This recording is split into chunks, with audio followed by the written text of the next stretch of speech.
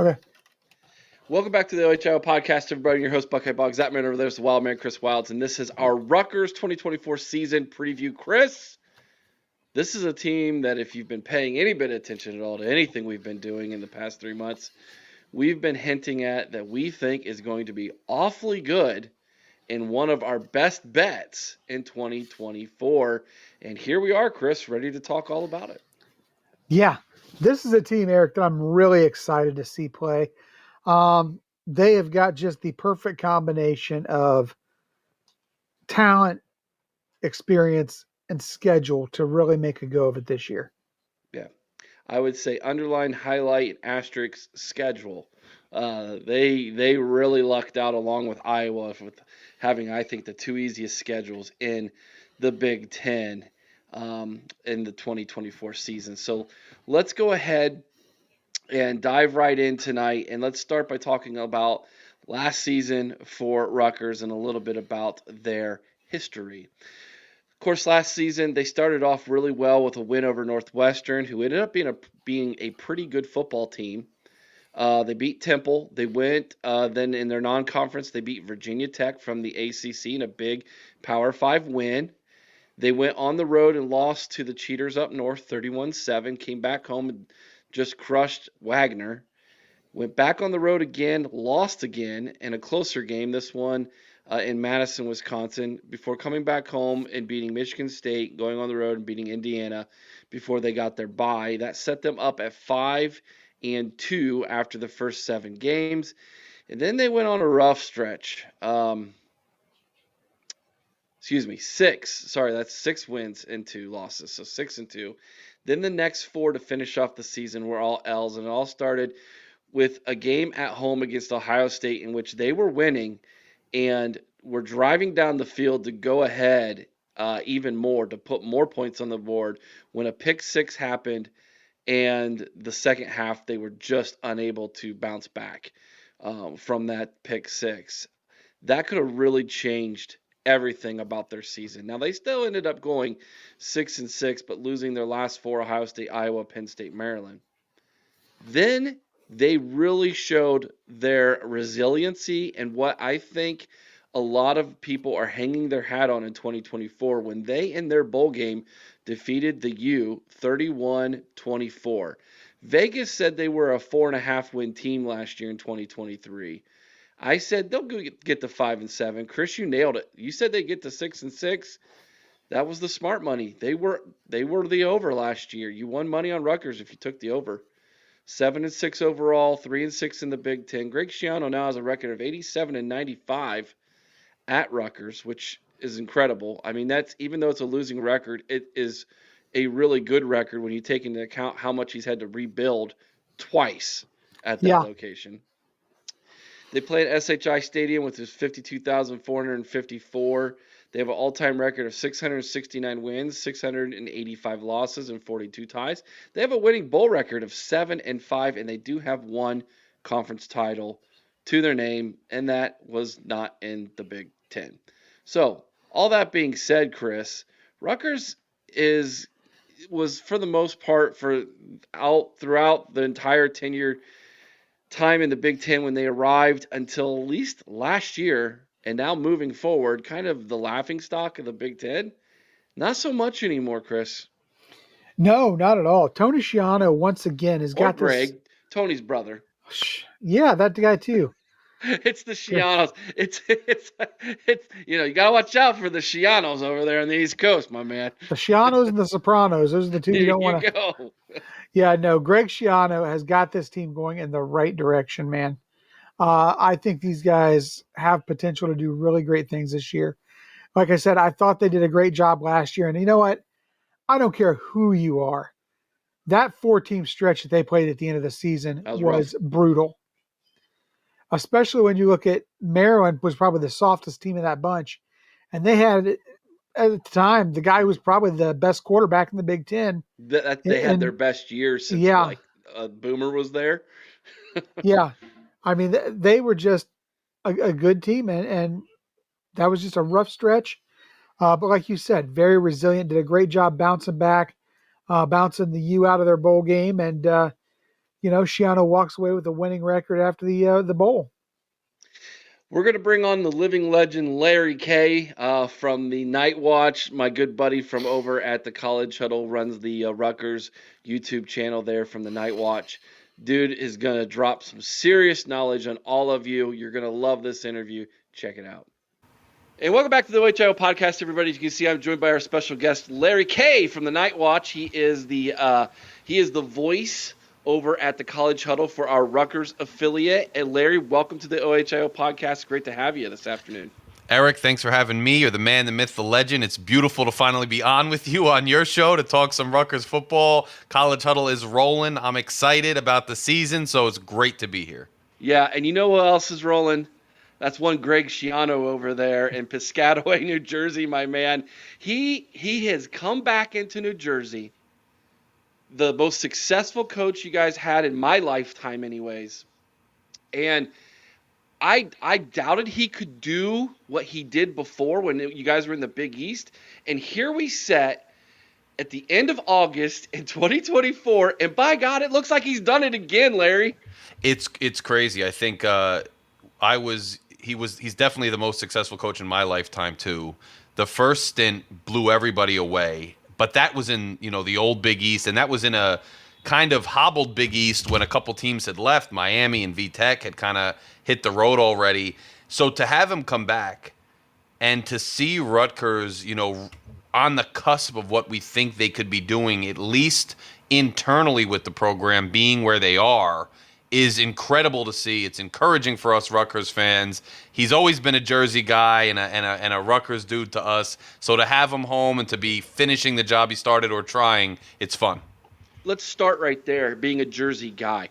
It seems like he understands the pulse of that program and that university and that community more than anybody I've ever seen before. And in doing so, he's tapped into something when it comes to recruiting and development and just the excitement around the program. What is it about Schiano that he gets that so many before him have failed? I think there's a very, as you kind of alluded to there's a very unique culture with New Jersey, and then on a second level with Rutgers and the sports. New Jersey culture is already, really spread out amongst professional sports teams and interests. You're in the middle of two major cities, Philadelphia and New York. New Jersey, we take pride in our major cities, Newark and Jersey City, Asbury Park, Atlantic City, to an extent. But there's a lot of, aversion, more of a allegiance to New York or to Philadelphia, and it kind of leads to a scattered cultural element in New Jersey. You also have Rutgers itself, which is named for somebody who donated money to found the university. It's the State University of New Jersey.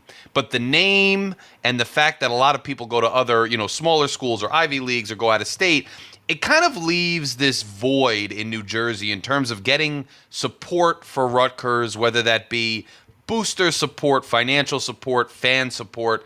That's a very unique place to be when you're trying to be taken seriously as a major sports school. And there's schools like Ohio State and Michigan. These schools, the state kind of rallies around them. It's known who they are. They've had success. Rutgers hasn't had that level of national success in major athletics. And so that's one element of it, is trying to understand, how do I galvanize the entire state from all the way in deep South Jersey? As small as Jersey is, it's such a diverse array of cultures, mountains all the way in the west, cities to the east, beaches, and within an hour commute, it's so diverse. And I know Ohio's, very diverse because I've traveled Ohio, but it's much bigger. So it's weird that it's this unique, dense little ball of different cultures. And to get things done here, there's a certain mentality, there's a certain personality, there's a certain way that you have to innately understand how to deal with the bureaucracy, how to deal with the pushback, how to deal with the doubters, how to tap into the pro-Jersey sentiment that'll get people to galvanize behind you, and how to take their attention, off of the major sports pro sports and things, and focus on Rutgers. And Schiano has that unique ability from just being here his whole life, I think, where he knows what makes New Jersey people tick. He knows how to go into that bureaucracy. And I actually think, Eric, his first stint involved a lot of maneuvering around a bureaucratic system at the university that wasn't necessarily used to or thrilled about entering major college athletics. Whereas now, I think after we get the invitation to the Big Ten, we go to the Big Ten, we have some success through him with branding and on the field, and then the basketball program and some other programs, and we've had success in women's soccer and things, but those drive the bus. Now the university, from the presidential level, organizationally, annexing medical schools that used to be part of other New Jersey entities, now all under the Rutgers umbrella, annexing different campuses and things and getting on the same page. It's easier for him now, but he had to navigate that and somewhat make that happen. And there's just a very unique Jersey personality that you need. I think I have it, but he definitely has it. And I think it works for him well, and it's necessary. I think one of the things that he has this year that reminds me so much of when he was there the first time is he had a dynamic player. And I think he's got one again this year. We're going to talk about him shortly. But what are some of the other storylines that I might not be aware of going into the season surrounding the program? Well, first of all, I think there was big news just today. Mo Toure, one of our captains, our seniors, one of our best linebackers, is out for the year. Torn ACL, really rough news for us. I think what maybe I wouldn't have referenced necessarily as a predominant storyline now becomes one. It's an unfortunate one, but it's the health of the linebacker core. Tyrene Powell, who is a very talented, multifaceted player, suffered an injury the end of last year. I believe it was against Ohio State, actually. And he's a dynamic player who can really get out in space and close off angles quite well. He can also look for the ball in the air. He does a lot of things. So him going out hurt us kind of towards the end of the season last year. He suffered another major injury early in 2024. He's slated to be back for the season. The speculation has been that he'll be back for the beginning of the season. Considering we have Howard, Akron, and then a bye before on the road against VTech, I actually think we won't see him until a couple games in. But now you have this Toure injury. So the depth of the team, I think, with that microcosm, but also in general, Shiano likes to say we're a developmental program. We want to get a pipeline full where we have upperclassmen starting and we have depth behind them ready to step up and then ready to take on that role as seasons progress. Rutgers has done well at retaining their players. So I think the story, with the linebacking core is a microcosm given the injuries, but overall will be the depth of this team. Have we finally reached a point in this pipeline that Shiano describes it as, where we can absorb some injuries, we can absorb some guys needing to rotate to stay fresh, where we can absorb, guys needing a week off or et cetera, and we can really use that to our advantage as we go through a grueling Big Ten schedule. I think this is the first year we have a really deep wide receiver room.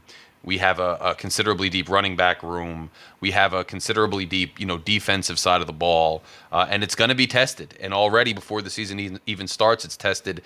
I was looking at it more optimistically, like look at all the guys we can rotate just to keep them fresh. It's going to be tested like it is in any football season. War of attrition. You get that news today. Who's ready to step up? I got a name for you, but I think it's going to be a big story. Okay.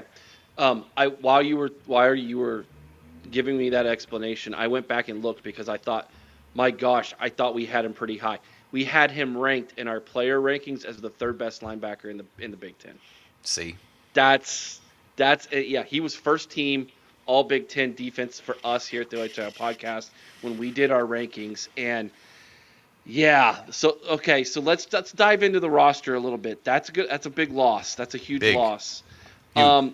How are you going to replace him? And what are some of the other key roster moves that have been made this offseason to get you guys in place to be successful? Especially, and don't feel free to mention guys who are coming back that need to be talked about as well. I think that is another huge story, and it goes to that depth point I made. A lot of guys who might have and could have moved on decided to come back. It obviously starts with the big name Kyle Monungai, who was and I thought this when he was coming out of school a little bit his freshman year, because you could kind of see the glimpse of the style of runner he was, but he's just the type of guy who gets better as the game goes on, likes to carry guys on his back, likes to make holes where there are no holes. But him coming back, a guy in the secondary like Flip Dixon coming back,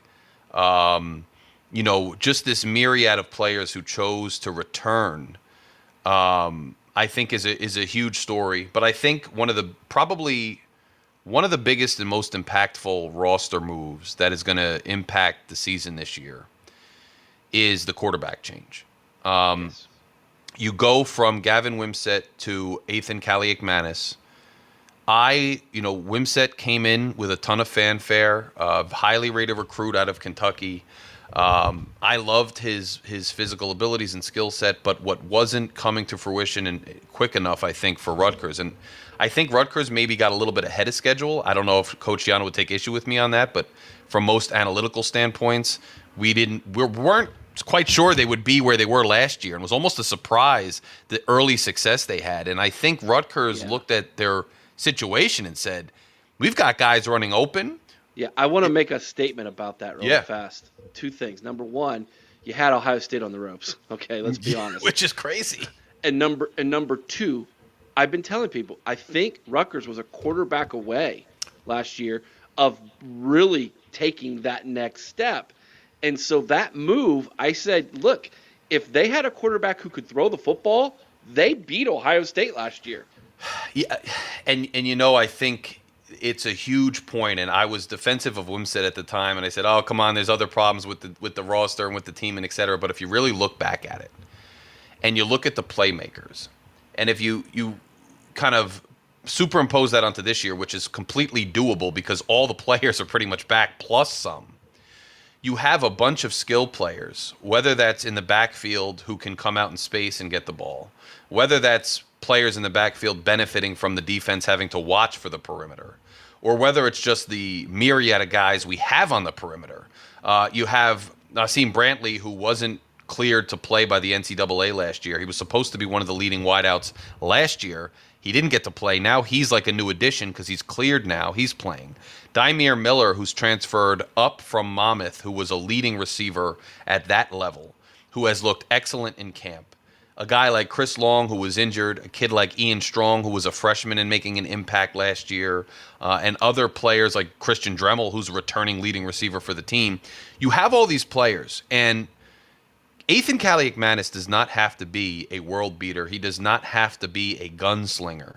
What he has to do is simply make the majority of high efficiency passes and high, percentage passes in the flat, over the middle, maybe a little bit on the perimeter, just to get the ball in the hands of these playmakers.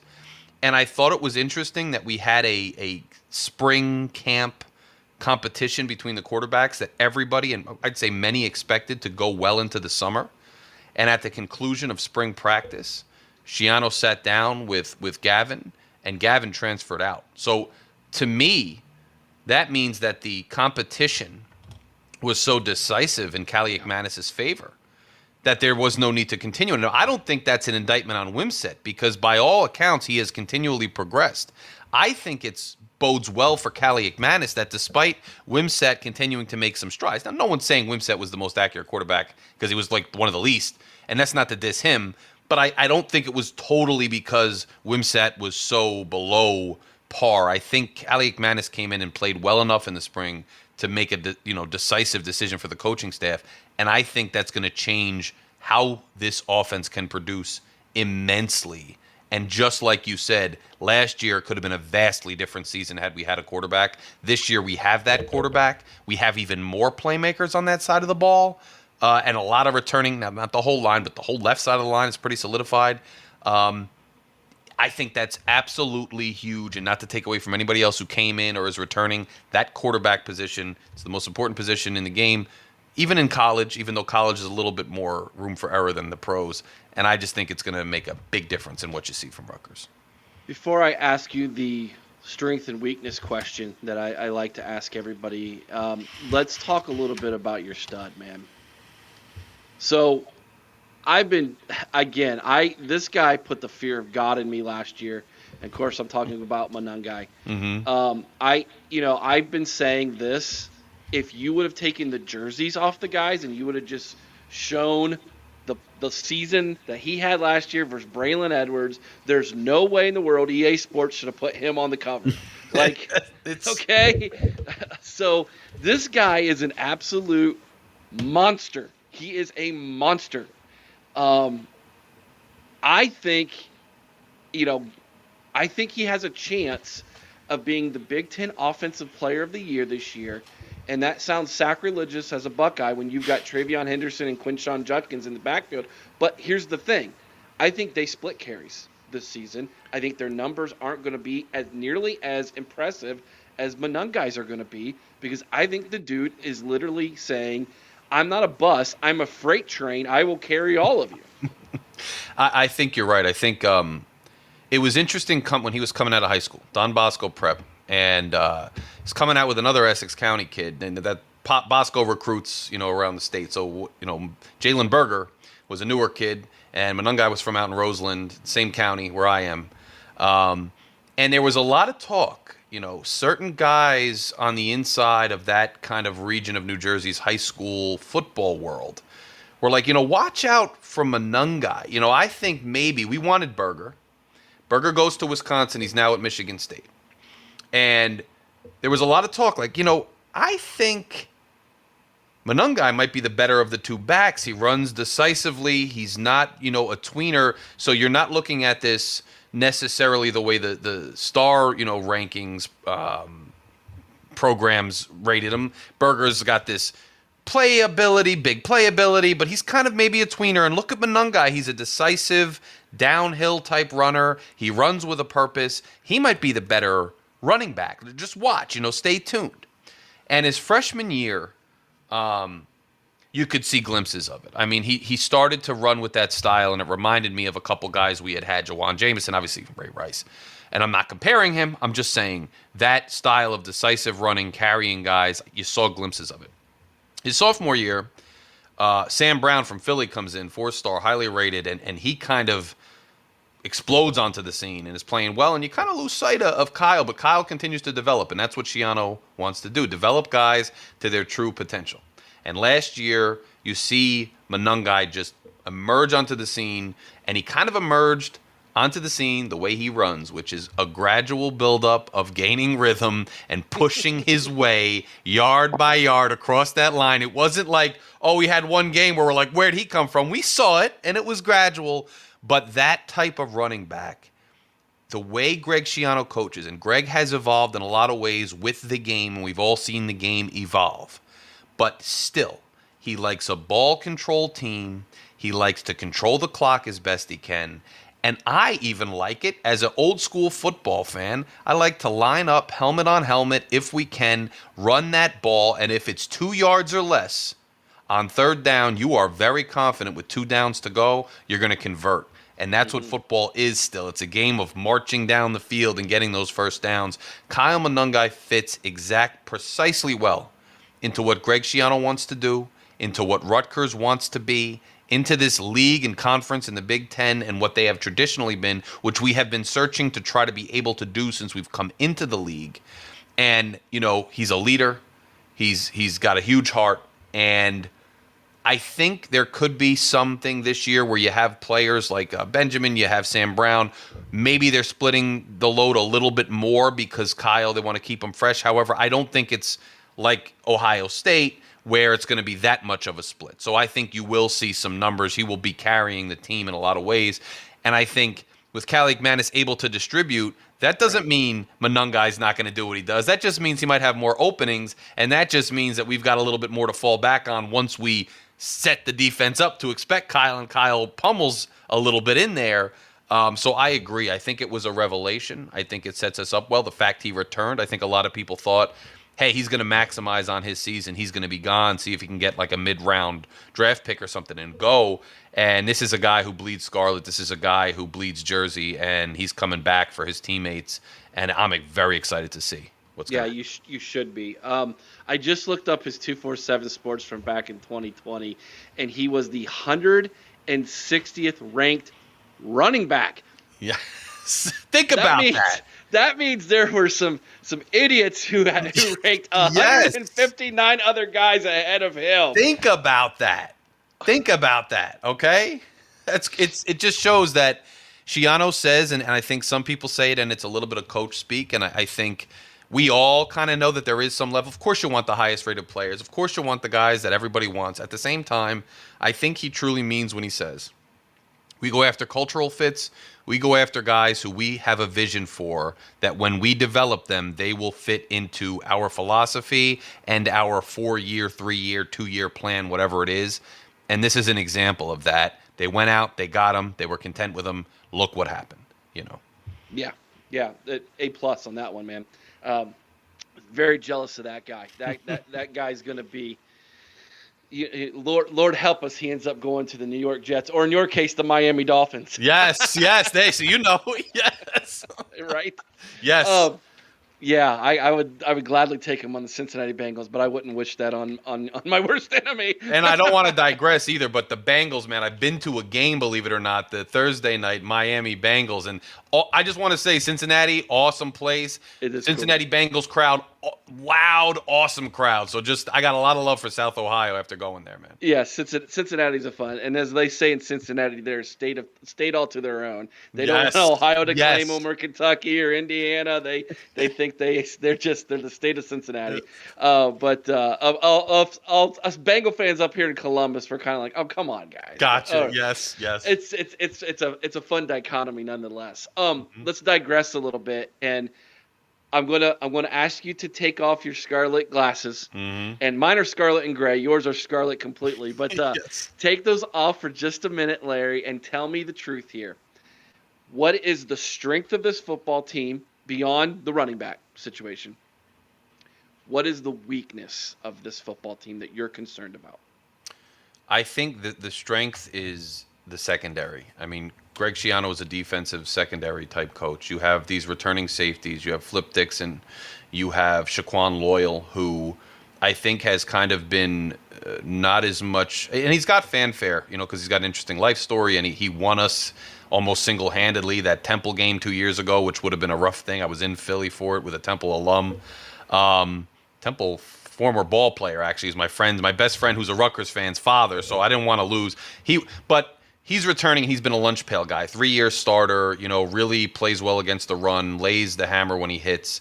Flip Dixon speaks for himself. Was excellent for us. A transfer. Him coming back was one of the big additions by not losing somebody.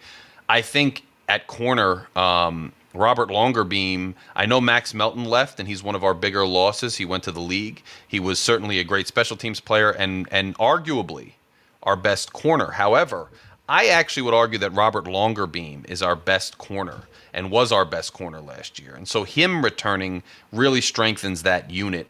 I think if we got some pressures last year with our front seven, but I think the sack numbers were lacking. If we can get a little bit more pressure on quarterbacks, I think that secondary is really going to shine.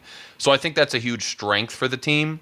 I think an underrated strength is that wide receiver core I referenced earlier. I think it's incredibly deep with a lot of dynamic playmakers. Weakness, I think the O-line, now I'm not saying the entire O-line is weak. I think they exceeded expectations last year. I Mm-hmm. think, as much as Manungai is an absolute beast, and I'm not taking anything away from him, this is football, and you don't rack up a ton of yards without a decent O-line play. And I think the left side of that O-line, you got Holland Pierce returning, you got the center Zelinskis returning. I think he played well. The right side's a little bit more of a question mark. You might have some younger guys trying to step up in there, and the good news, I think, for Rutgers is aside from a few teams, you're not going up against these perennial Big Ten traditional powers this year, where your trenches really showed time and time again to struggle. So you may have some ability to make up some of what you've struggled with in the past, but that's a unit where I think Schiano is more confident than he usually is. I only say this, and this is insight to all the other listeners for Ohio State and other Big Ten fans. He usually isn't sure who his starting guys are, at this point in the year, and he hasn't revealed to us necessarily who's starting on the right side, but he has consistently said he knows who his five are. And that, to me, says he's confident in them, so I could be off base. But if I'm looking at the team as a whole, that offensive line is somewhere where, I'm not necessarily looking and marveling at the depth like I am in some other places. And I also will say, not to digress too far into this question, but to give everybody a clear picture here, Ethan Kaliakmanis, I'm excited about, and a lot of people are. But he had a pretty decent year his first year over at Minnesota, and then a year that left a lot to be desired last year. And his first year wasn't necessarily some standout year either. So I'm not in any way saying that I'm not excited with the quarterback, upgrade or the change. But I don't know that we've necessarily gone out and solidified, on a national level saying these guys got, you know, a quarterback that everybody else is necessarily envious of. And it's not knocking Kaliak in any way. It's just like I think he's got to get his passing percentage up above 60% and minimize turnovers for this team to be successful on a consistent basis, especially playing a ball control offense. So it's not a weakness, but it's a question mark. And then linebacker, with these injuries now, you got Powell. You don't know when he's coming back. He might stay nicked up. And now you lose arguably your best linebacker, one of your best linebackers, undoubtedly. One of the best linebackers in the country, in the conference, undoubtedly. I mean, this is a player who's probably league bound. You lose him for the year. Now I got to worry about that front seven a little bit where the line didn't necessarily rack up sacks last year. You have a younger group in the interior. And now you have some question marks with injuries in the linebacking core. I think that's another thing to watch out for. Yeah, I think, yeah. When you broke that news for me, man, I was like, oh, that's probably gonna hurt the middle of that defense. Oh yeah. To come up with the ceiling and floor, let's take a quick glance at the schedule that you guys have now. You start off with the mighty Bison from Howard, and then you guys get the Zips after we trashed them in the first week for you. So I talked about that on my preview show. You guys getting them. Poor Akron, man. Yeah, brutal. Gosh, I don't know why they did that. They're gonna be so beat up. then you get a bye, and then you go on the road for the first time against Virginia Tech. Now Is this an old Big East rival here thing? Like, is there any talk about that at all? There is, and I think what you get with Rutgers is kind of interesting. Is in Rutgers' world, these people are all like big time rivals, and we have all these memories. And in the world of VTech fans and Miami fans, as it came to the bowl game, it's kind of like when we were in the Big East with you guys, and most of our meetings, I think VTech maybe won. We beat them until last year. Prior in history of, they're like whatever. But I think there certainly is. I think fans of other teams, Miami VTech, and those types of teams, more so the teams that were there with us through our successful years in the Big East, like Syracuse, UConn, Pittsburgh. There is people are cognizant of this old conference rivalry, and they're cognizant of who's in the Big Ten and who's in the ACC and the strength of the respective conferences. And there is some playing for pride and history there. And I think last year when we were able to beat them, at home, and I think when we beat Miami in the bowl game, people are very much aware of Rutgers' kind of last laugh, quote unquote, redemption, old Big East rivalry. And I think it goes beyond just the conference. I think it's regionally in the country too. These places are not that far from each other. They're East Coast type teams. I know Virginia Tech's a little bit more west in the state of Virginia, but it's still on that east side and closer to the Northeast. And I think people are aware of that, and it plays into it. And I think VTech, last year they take a tough loss to us at home, and yeah, we're the Big Ten, but it's a tough place to play, and I think they have it circled on their calendar to try to get revenge. I think either of us win that game, and it becomes kind of a launching pad for the rest of the season. So I expect that to be a tough game, and I predicted we'd get the victory. I like Big Ten teams and their grit and the way they're built. Against ACC teams in general. It doesn't guarantee a victory every time, those two conferences are playing, but I just err on that side. However, I'm not naive or overconfident, and if there's any VTech fans listening, at the end of the day, it's on the road. It's a tough environment. It's our first true test, and we don't really know how things are going to shake out this year for either team, so it's a challenge. I think it could go either way. I predicted a win. I don't think it's fatal if it winds up being a loss on the road. But I think Rutgers really would like to win that and start to gain some momentum. And it's going to be interesting. It's going to be interesting. I'm looking up what I predicted on this because I already did this, and I don't. Yeah, I got you guys winning this game too. Right. Yeah, I just feel like there's a lot of talk about Virginia being back, and I'm like, Right.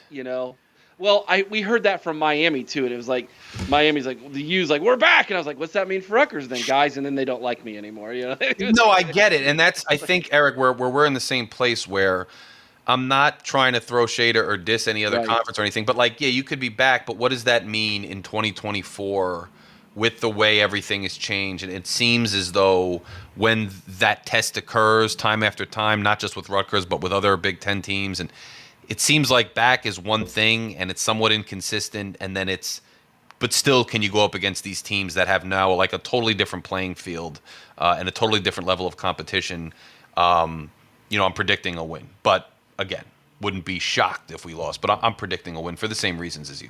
Yep. September 28th, you welcome in Washington. They got to come all the way across the country. That's going to be an incredibly interesting game. I think Rutgers gets the win here. And then next is an October 5th away game in what I think is one of your two toughest games. It's at Nebraska. I think Nebraska is trending upwards. I think Nebraska, in a lot of ways, is where you guys were a year ago. Yes.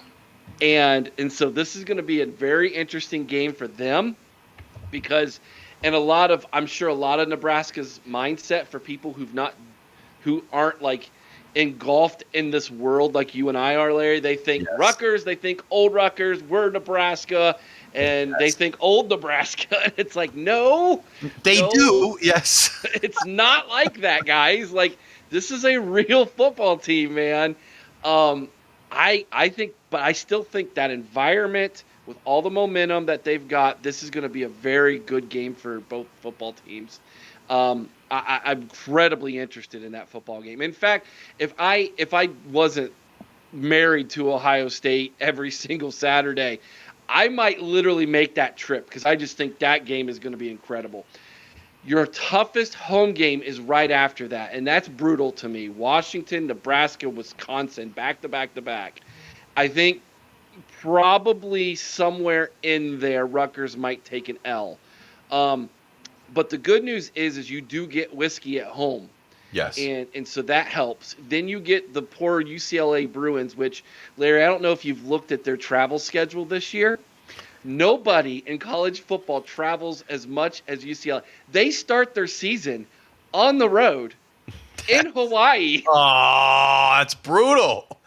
I mean, okay, it's great you get to go to Hawaii, but it's like people think, they look at the map and they think Hawaii is right next to them. Yes. It's not, guys. They think it's like an island off the coast of California. Way off the coast. Like, you're closer to Japan, boys. Yes. Anyways, they got to do that, okay? Then it's like their poor travel schedule. They're going to be so beat up and tired by then. Yes. I think you guys just absolutely just mark that up as a dub. And then the big one. On the road on a Friday night in Los Angeles. I think the kick time's like 11 p.m. Eastern. It is.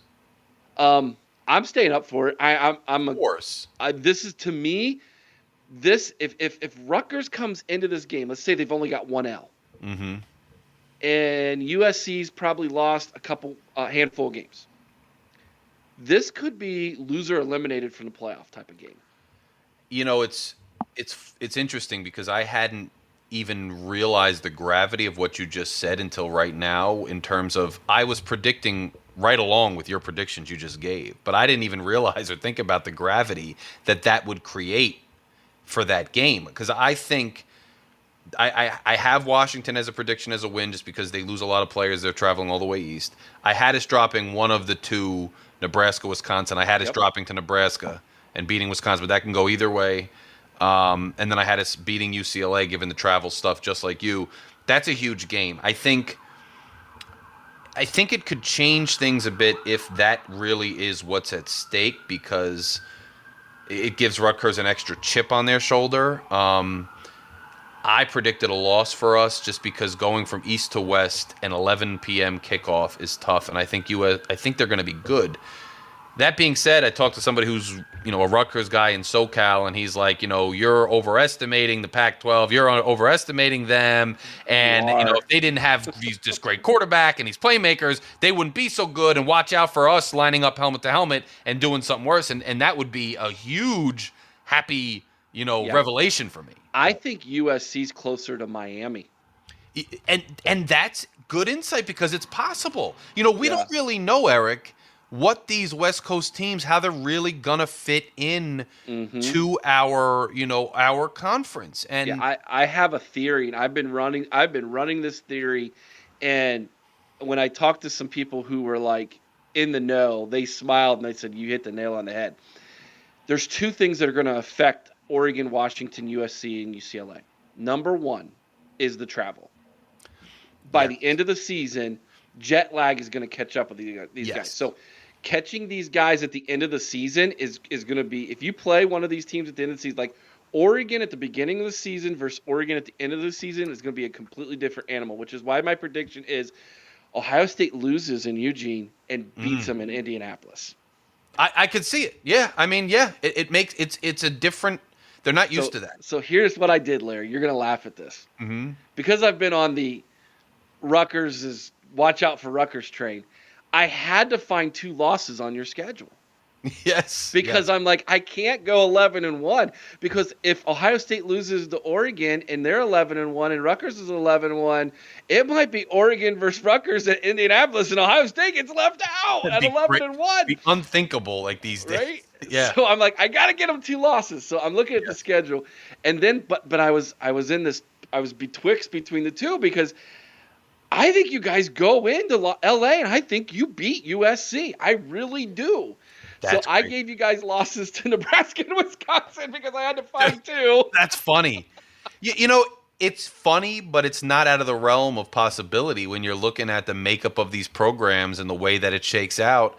I was saying on my preview show, we come out of that stretch with Washington and the two of them, and we could be, with one loss, but don't be completely shattered if we have two losses. We're 4-2 at that point.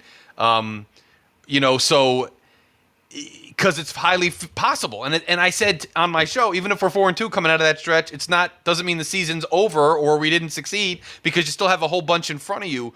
It's possible. I had us beating Wisconsin at home, losing to Nebraska on the road, and losing to USC on the road. But I understand where you're coming from on that, and I can definitely see it shaking out that way too. If what I've been told about this USC thing is accurate, which I have no reason to doubt, it's going to be interesting to see this unfold, because one thing I will say about Rutgers this year is this is the first time in a very long time where there's so many games that could go either way at the onset of the season. The margin between being 500 or even a game under 500, which I'm not predicting, but I'm just saying, and being 10-2 is so close, and everything in between is so feasible, because every game can be a close game with a mind of its own and a narrative of its own. That any of these things are feasible, and any of these games can go either way. And Rutgers has not been in a position like this for years, but now it's where Rutgers, if they want to get over that hump, they got to go out and execute, and they got to win many more than they lose, because it's all there in front of them. They got to fight through the adversity, the attrition, because it's going to happen in the season. You already take a tough L of a major player today. You got to go out and take it, but it's there for them, and it leads to a lot of optimism. But it's going to be a lot of nail biters and stress during those Saturdays for us. Yeah. So you get your second bye after the USC game, and then you get Minnesota at home. That's key that's at home. Yes. You're at Maryland. Maryland, I think, is terrible this year. I think they might be one of the worst teams in the Big Ten. You get Illinois at home, and then you're on the road at Michigan State to finish the season. I think Michigan State's going to be better than people think, but I still don't think that they're back. So if Rutgers is who I think they are, and they are 6-2, they need to run off those 4 games at the end of the season. That to me is then okay. Yes. You did take the next step. And at 10-2, I think you have a chance to get into the college football playoff, because you might be the third best team record-wise in the Big Ten. Now, here's an interesting thing. Answer this question for me, and then and then I want you to give me your ceiling and floor after we've gone through the Mm-hmm. schedule. If Michigan is 9-3 and Rutgers is 10-2, who do you think the college football playoff committee takes between those two? So Michigan, obviously they got you guys. They Who have do they have? Oregon, Who do they have? Just give me the highlights. I mean, do they have Penn State this Texas. year? They have Texas, Oh, they got Texas. Oregon, Ohio State, USC are their big games. I think they lose 3 of those. I think that's a tough call, but I will say this: I think they take Rutgers, and I would say I think they may be looking at how the teams look. I.e., did Rutgers decisively like line up and smash some of these weaker teams that, and I'm not calling anybody weak, but some of these teams that we might consider not as strong in the trenches. Did Rutgers really dominate them? Is Rutgers healthy?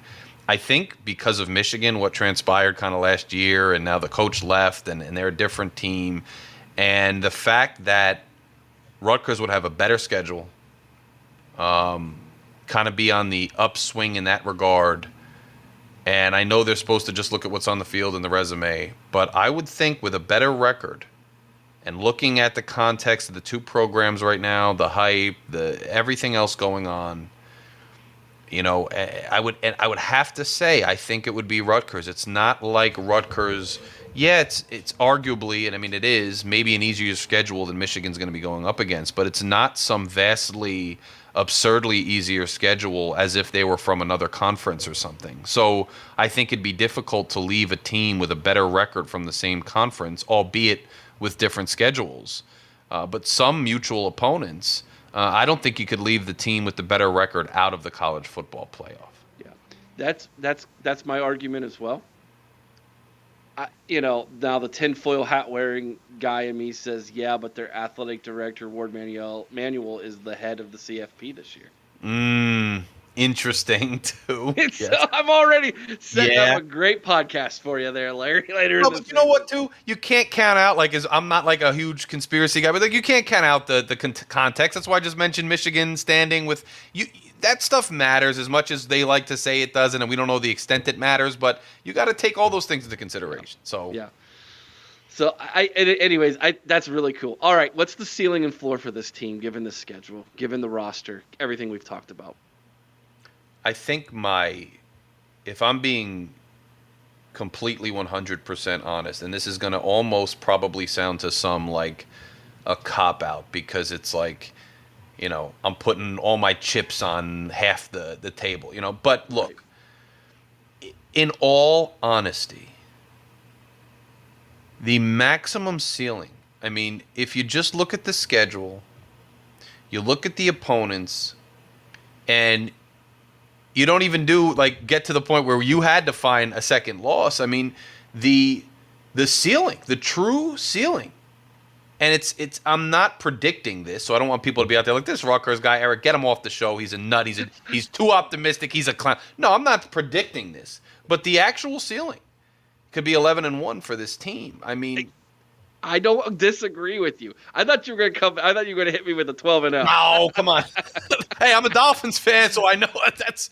But and we did do it in like the 70s with a weaker schedule. So it is a revered team, like 70 something. We went undefeated, but the floor though, and people are gonna on the other side, the Rutgers fans will be like, dude, you are a pessimist. You're a Debbie Downer. The truth is, we get a bunch of injuries. It doesn't click the way it's supposed to. God forbid we get a catastrophic injury to like a key player like the quarterback. I don't know. You could be a game, dare I say it, I want to say 6-6, but the fact is the majority's games are toss-ups. You could really theoretically have a 5-7 season if you drop it to VTech and you get on a bad roll. And, you lose in Nebraska, you come home, and Wisconsin hits you with the trench warfare that they're so known for. That, let's face it, I'm not knocking Rutgers in any way, shape, or form. And I guess maybe even I'm sometimes subject to this old, tradition dies hard in college football. But I'm not basing it on the fact that the name on the front of the jersey is Nebraska or the name on the front of the jersey is Wisconsin. The cold, hard fact, Eric, is that we haven't beaten those teams. And until we beat them, it's not just based on abstract perception of like a traditional power. It's an institutional advantage some of these teams have had in like the trenches and things that we've struggled to get over the hump. You look last year at Iowa. I understand there were certain factors you can point to specific to that game, but a lot of people in Rutgers land thought, "Hey, we're going to go out to Iowa. Their offense is putrid. Who cares about the defense? We'll find a way to beat them." And it wasn't even close the way Iowa kind of manhandled us. I'm not predicting that Rutgers gets manhandled. I just said our ceiling was 11-1, and I mean it. But I just think that the absolute, you know, breadth of possibilities this season. I'm not kidding when I say literally every single game is except the first two and a couple other games. I think we beat the Bruins at home. Except for a few games, every game is literally a toss-up. It can go either way. And if you get on a high and you're playing at your best, you could literally lose one game. Yeah. And if you're playing on a low, I think 6-6. But if you're talking absolute ceiling, absolute floor, like I don't think there's any way in heck they're going below 5, and I don't think there's any way in hell they're going undefeated. That's my like absolute ceiling and floor. Okay. So let me give you, as someone who's not a Rutgers fan, why I think you guys go 10-2. The roster's better. Mm-hmm. You addressed issues from last year's team. Mm-hmm. And you have star power. And you have a solid, consistent coaching staff. True. And all of that is more than the majority of your opponents have this season. You're right. I mean, it can't be argued with. You're right. The math tells me, watch out for Rutgers. It just does. And maybe I have some PTSD from last year where if we don't get that pick 6 and you guys marching in, it's probably over. Yeah. And we take an L there in Piscataway. Maybe I have some PTSD, but I'm just telling you, the math works out for me, guys. It's going to be a big year for Greg Schiano and the Night Watch podcast.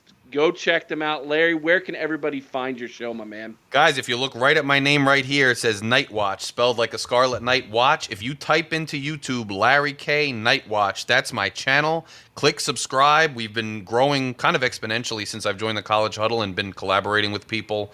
College Huddle's awesome. I'm a member. Click subscribe. Find me at Night Watch. The show is also available widely on almost all podcast platforms. So Spotify, Apple, Amazon now did away with their podcast platforms, but anywhere you normally get your audio podcast, you can get an audio version of my shows and listen to the podcast that way. It's just, again, Night Watch, Larry K., and you'll be able to find it. And if you have trouble, remember that. Just go over to thecollegehuddle.com, go to Big Ten, scroll down to Rutgers, and there you go. Find Night Watch right there, and you can find all those links that Larry just talked about. Larry, thank you so much for joining me, man. Eric, thank you for having me. I hope to join you again soon. Sounds good. And we want to thank Larry for coming on and taking part in this preview. Go check out his show. Give him a like. Give him a follow, especially if you're a Rutgers fan and you're not following him. You're not doing it right. The man is all over it. I think he's got the very best Rutgers podcast out there. I guarantee you JR is following him, Eric. Oh, yeah, absolutely. He's already been on. JR's already had him on the show. JR, which the joke is JR's a closet Rutgers fan, and I guess he's just pulled us in the closet with him because this year I am super high on Rutgers. So are you, Chris. Let's take a look at their roster, beginning with the offense first. So we're going to pull over the Our Lads page. And right off the bat, Ethan Kaliakmanis comes over from Minnesota. He can throw the football. Is he like Larry said, is he an upper echelon quarterback? No, but he has a pulse in the passing game, something they didn't have last year, and they went 7-6 without it. So this is a major upgrade for them in the passing game department. Looking at the wide receivers, they bring in Demir Miller, the senior transfer. Brantley's back, Jermel's back. Tight end, you got Kenny Fletcher. He's a junior. And then look at the running back, Kyle Monangai. We've been drooling over him for pretty much the entirety of this podcast already with my interview with Larry. And then, as he pointed out, the left side of this offensive line is good. Pierce, Fettler, and then up the middle, and Gus Zelenskas. is good. So they're all upperclassmen. Right side, some question marks. We'll see if they're able to patch that up and at least get that serviceable enough to make some room for Monungai. And I think automatically, Chris, with the addition of uh, Ethan Kaliakmanis at quarterback, the running game is already going to be better. Yeah, I mean, because you cannot load up the box anymore like you did last year. You know they've got a guy who can actually air out the ball a little bit. He's not going to be a great quarterback like was said, but you know what?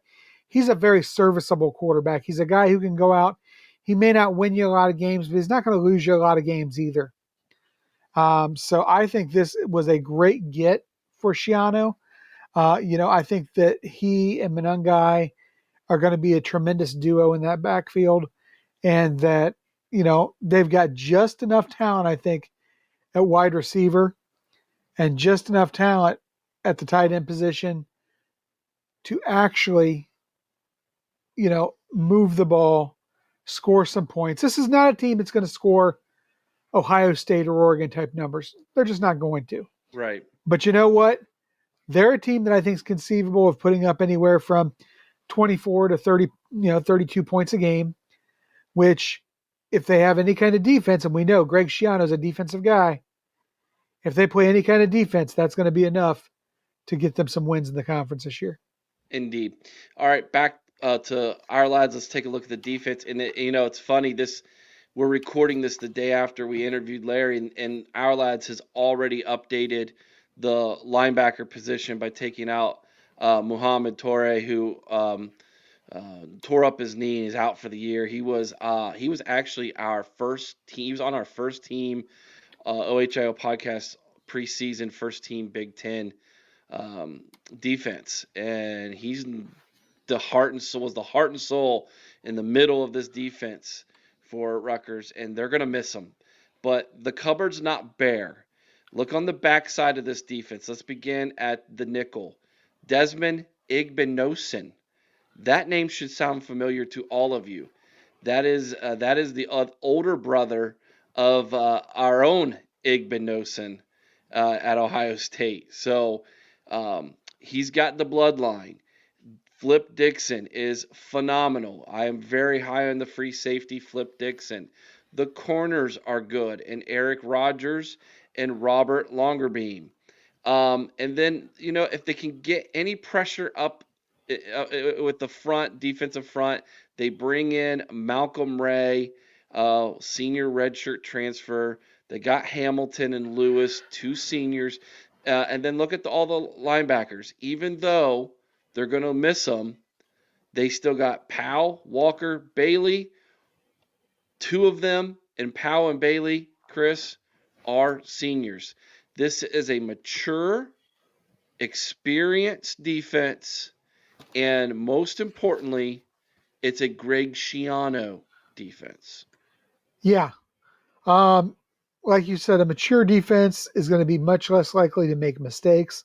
They do have some serious star power in that defensive backfield, as you mentioned, especially like you said, Flip Dixon. I am very high on Flip Dixon. Yes. And he also has one of the greatest names in the Big Great Ten name. Conference this year. Great name.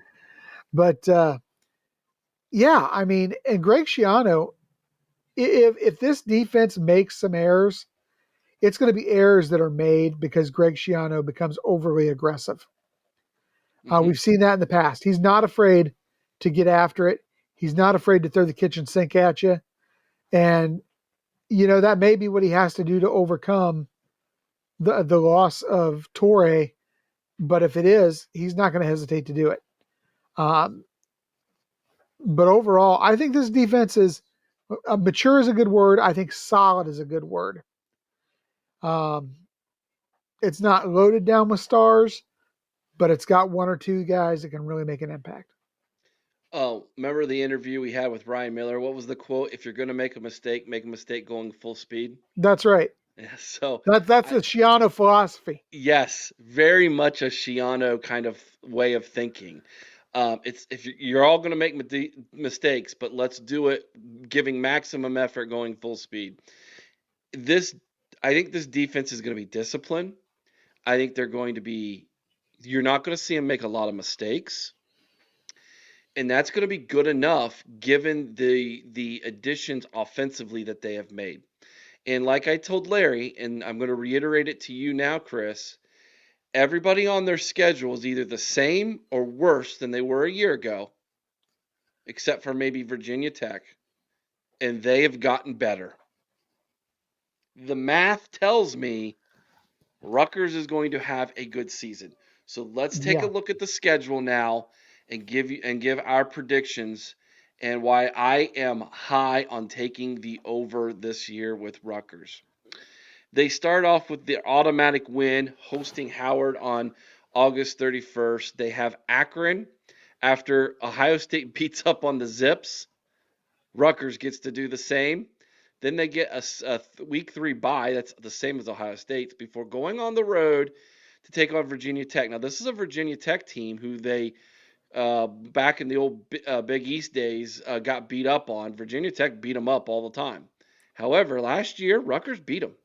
Yes. And Virginia Tech is kind of in the same boat that Rutgers is in right now, in the sense that a lot of Hokie fans are looking at this season as a stepping stone season. Well, I kind of feel like Rutgers had that last year already. They might be a year ahead of where the Hokies are at. Advantage Rutgers on the road. I think Schiano can get it done. Then they come right back home to take on what I think is going to be one of the more peskier teams in the Big Ten this year, in the Washington Huskies. Again, if this game's in Seattle, I might feel differently about it, but it's in Piscataway, New Jersey. Advantage Rutgers. However, those are two difficult and physical games back to back in Virginia Tech and Washington. And now you've got to go on the road all the way to Lincoln to take on a Nebraska team that's trending up. This is a huge game for both teams. And then you come right back home again to take on another physical opponent in Wisconsin. Those 4 games right there, I think, will make or break the season for Rutgers in Virginia Tech, Washington, Nebraska, and Wisconsin. Can they go 0-4? Yes, they can. Can they go 4-0? They absolutely can. Then they get a home game against UCLA. That'll be a win. And then they go on the road. It'll be on a Friday night. I actually think it's October 25th. They've changed it since we made this schedule. On the road, late. It's 11 p.m. Eastern kick against USC. If Rutgers is still flying high, this will be a huge game Yeah. for Rutgers. Bye number 2 to start November, and then they finish the season at home against Minnesota, at Maryland, home against Illinois, at Michigan State. And like I told Larry, if Rutgers has turned the page, they should win all 4 of those games if they truly are who I think they are going to be in 2024. Vegas says the over-under on this team is 6.5. My prediction, I think they actually go 10-2, 7-2 in the Big Ten. Chris, you are with me, although we disagree on what those 2 losses are. We agree on one, we disagree on the other 2. JR says 9-3, not quite as good as Chris and Eric, but still very good. 6-3 in the Big Ten. All 3 of us are saying to you, hammer the over. Rutgers is going to win 7 or more this year. Yeah. I don't think, in looking at that schedule, there's a doubt that these guys are going at least to hammer that, destroy the Vegas odds. But Eric, this is a team. I can see a path for this team to go undefeated. I know.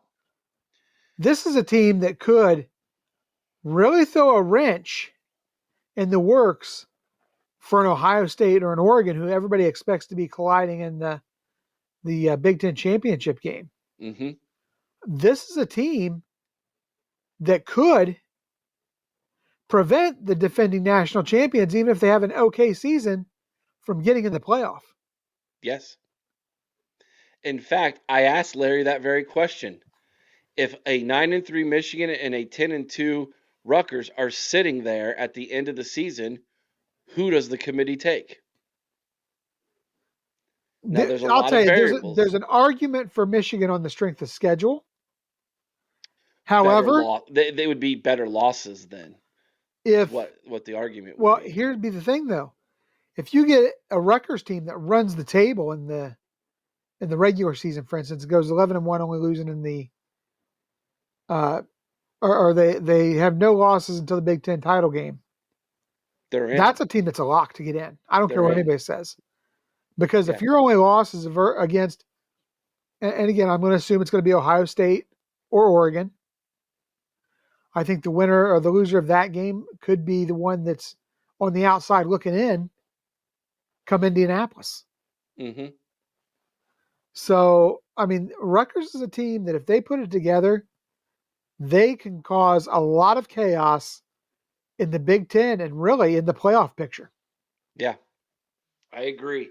Um, this is And going to I be. dig that, by the way, Eric. Oh, I dig that. I'm I. excited about that. Now, what if I told you that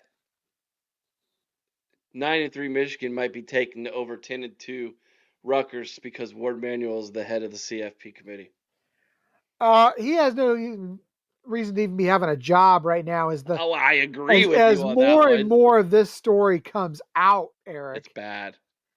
I mean, I I don't know know. if you saw it, but they've actually officially stated now something that we Yes. all knew. Yeah. You know, with they hacked Ohio State's computers. Yep. So again, it's interesting that here we are doing a Rutgers preview, and when you break it all down, Rutgers has put themselves in a situation where they are, in all honesty, in the same breath, being mentioned with Michigan as a possible college football playoff team in 2024. Now, attached to that is the idea that they have to take that next step as a program and as a team. And I think that, like I said, I think they've done what they, what they've been, they've done enough changes in this season. But here's the thing: Greg Schiano's been building this for a while since he's got there. Greg Schiano was in our top. I think he was number 6 Yeah, I believe in so. our Big Ten coaching rankings. Whether he gets this college football playoff or not, one thing's for sure. This is not the same Rutgers No, that was a auto dub on everybody's schedule. And I think more than anything, I cannot wait for them to go to Los Angeles, California, to the Coliseum on a Friday night and beat the Trojans by 2 scores. Like, that will be a welcome to the Big Ten, boys type of moment. That would be absolutely hilarious. Piscataway, New Jersey takes down LA in the Trojans on a Friday night, man. That is going to be and fantastic. Eric, let me give you a frightening thought. Imagine this Rutgers team in that same situation versus Ohio State last year. Yeah, they had us on the ropes, dude. And Now again, the now score they've does not indicate it, no, but but they had us on the ropes. And this is a team that now has a quarterback that has a vertical passing game. mm-hmm. That would have been a frightening thought last year. And you know what? If they go through and they run the table this year, or have even if they go 10-2, as you and I predicted, this is going to be a team and a program that's going to have a lot of confidence as they enter next year. Yeah, absolutely. Now they're going to lose a lot. That's the Primarily Kyle Monungai. yeah. Well, he is That's a he huge is loss. yeah he is. That would be a giant loss for anybody. And then like I was going to mention, there is a nightmare scenario for Ohio State. We've talked about it. We did a podcast about it. I wrote an article about it. The nightmare scenario for Ohio State is you lose to Eugene, you lose to Oregon and Eugene. You then run the table, including beating Michigan. You go 11-1 on the season, and Rutgers goes 12-0 and gets to play Oregon in Indianapolis, and Is, you're left out watching. You know what? That would be a nightmare situation, but at the same time, that might be just good enough to land that number 5 seed that everybody, I think, kind of covets at the same time. Yeah, yeah, true. So it wouldn't be all bad news, I guess. It's a good way to put it, Chris. Like, share, subscribe. We really do appreciate all of your support as we've worked our way through these. We have 3 more left, Chris. We have Nebraska, Northwestern, and the Ohio State University. We are down to the stretch. We've Down to hit the the home last stretch. 3, Eric, and I'm telling you, it's been a long preseason, but man, it's only going to get more crazy as the season goes on because we think we're recording a lot now, man. Just wait. That's right. That's right. Like, share, subscribe, ring the bell, get notified so you don't miss any of those recordings that Chris is talking about, including all the great live stuff that we're going to be doing. So make sure you're clocked in and checked in here at the OHL podcast as we work our way through the 2024 season. Chris, till next time, OH, IO. go Bucks.